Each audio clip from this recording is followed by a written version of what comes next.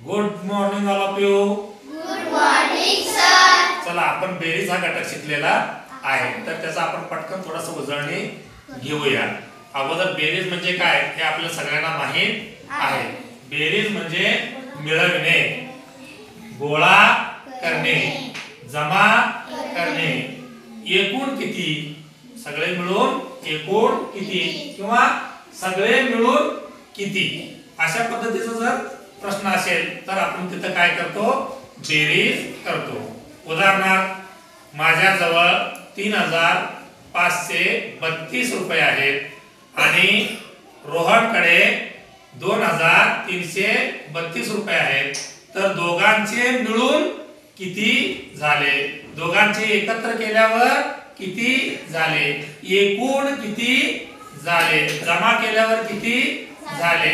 अशा पद्धतीचे जर प्रश्न असतील तर आपण काय करतो, तिथं बेरीज करतो. म्हणजे थोडक्यात काय, बेरीज म्हणजे मिळवणे, गोळा करणे, जमा करणे, एकूण सगळ्यांचे मिळून किती ते सांगणे, त्याला आपण बेरीज म्हणतो. तर आपण आता मांडणीकडे जाऊया.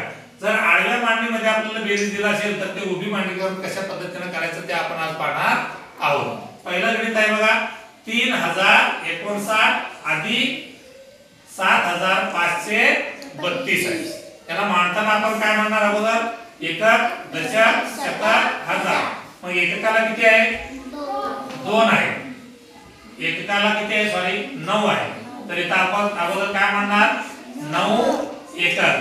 काय म्हणणार, 9 एकक. त्यानंतर दशकला किती आहे, 5. तर 5 दशक किती झाले, 50. 50 आणि 9 झाले 59. आता शतकाला किती आहे बघा, 0 आहे. मग किती झाले आता, 59, कारण आपण 0 शे वाचत नाही.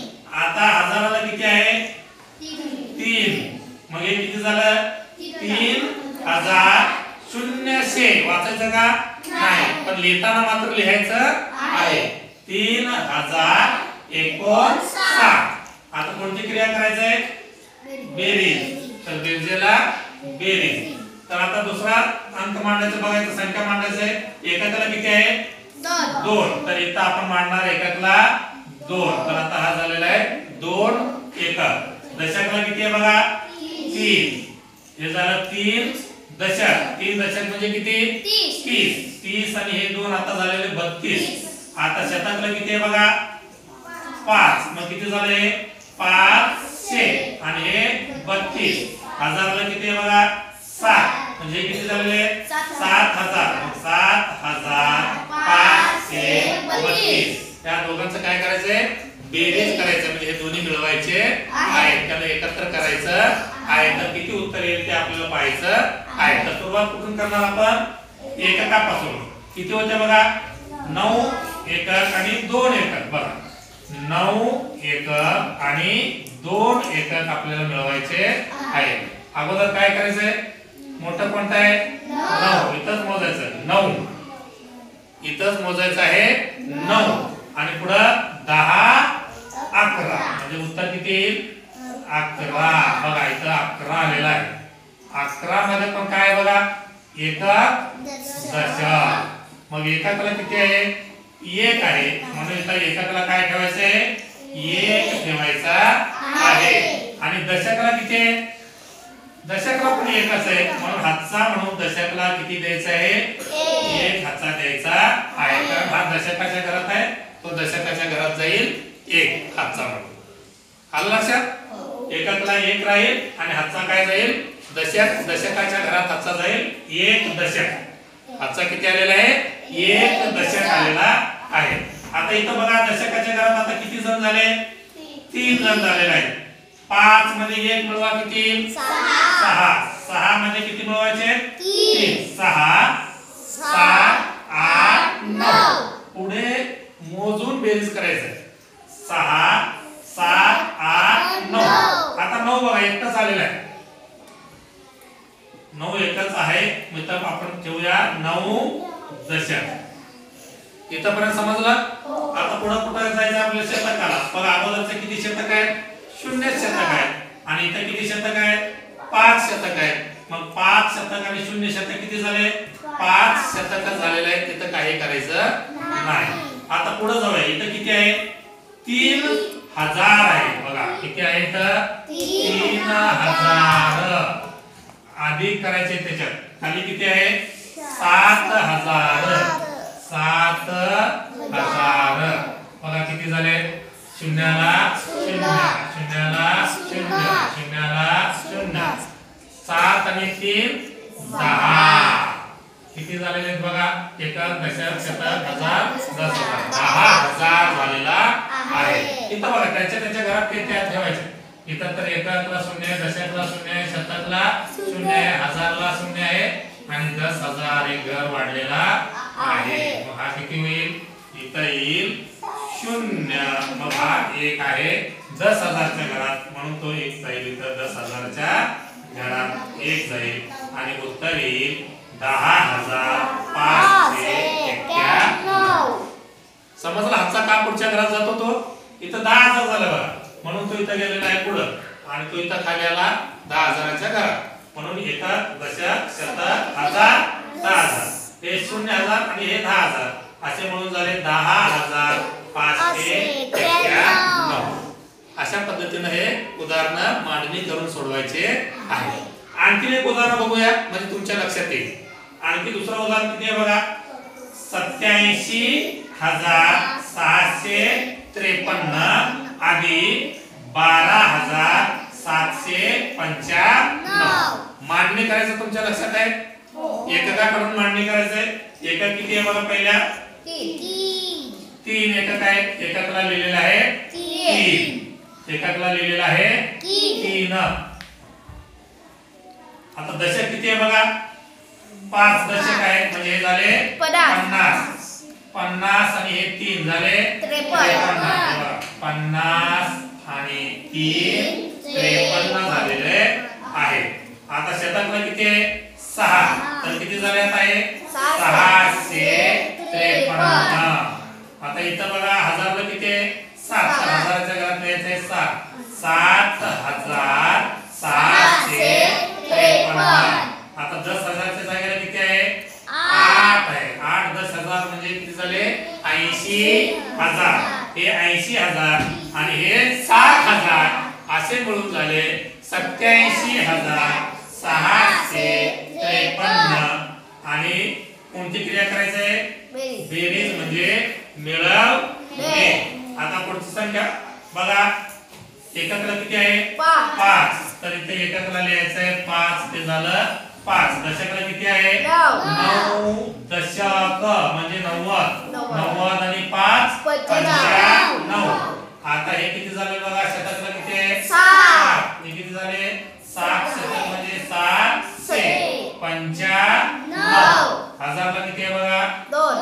हे झाले 2,000. मग 2,795. 10,000ला किती आहे? 1. 10,000 म्हणजे झाले 10,000. हे 10,000 हे 2,000 असे मिळून झाले 12,795. त्या दोघांचे करायचे आपल्याला बेरीज म्हणजे ते दोन्ही मिळवायचे आहे. आता एकक एकक मिळवा. आता इथं मिळवलं तसं 3 आणि 5 किती येतील? 8. आता इतकं झालेलं आहे 8. इथं 8 असेल. दशक आलं का काय? नाही. ह्याचा द्यायची गरज आहे का? नाही. आता इथं बघा 5 दशक आणि 9 दशक. 5 दशक म्हणजे किती रे? 50. 9 दशक म्हणजे किती रे? 90. 50 आणि 90 मिळवा. शून्याला शून्य. 9 आणि 5 14. 9 आणि 5 14. काय झालेलं आहे? एककला तर 0. दशकला आलेला आहे 4 आणि शतकला आलेला आहे 1. दशकाच्या घरात इथं ठेवा 4 दशक आहे का नाही? 14 दशक झालेले आहेत. मग त्याच्यातले 4 दशक आहेत ते इथं ठेवा दशकाला आणि 1 मात्र काय झालेला आहे? शतक झालेला आहे. म्हणून हातचा जाईल शतकाच्या घरात 1 शतक हातचा झालेला आहे. म्हणून तो शतकाच्या घरात म्हणजे पुढच्या घरात येईल 1. आता हे तिन्ही मिळवायचे आहे. 6 आणि 1 7 आणि हे 7. 7च्या पुढे 7 मोजायचं. 7 1 7 7 दोन्ही 14 आहे का नाही? मग इथं 14ला 4 आणि हातच्याला 1. पण आपण हातचा इथं का द्यायचं? बघा हे किती आहे 600, हे किती आहे 700. आता बघा 600 अधिक 700 बरोबर आहे ना. हे 600 आणि हे 700 आणि इथे एक आहे 100, हे 100 असे म्हणून किती होतात बघा. शून्याला शून्य, शून्याला शून्य, 6 ने 7, 7 आणि 7 14. बघा 1400 झालेले आहेत. म्हणजे किती झालेले ते 14 शतक झालेला आहे. मग शतक किती आहे 4 शतक आहेत आणि हजार मात्र एक आहे म्हणून तो हजार हातचा जाईल 1. तिथं देईल आपण 4 आणि हातचा जाईल 1. समजतं का याचं पुढं काय गेलं. इथं पण तसंच होईल बघा. हे 1000 आणि हे 7000 असे म्हणून होईल 8000. 8000 आणि हे 2 होईल 10000.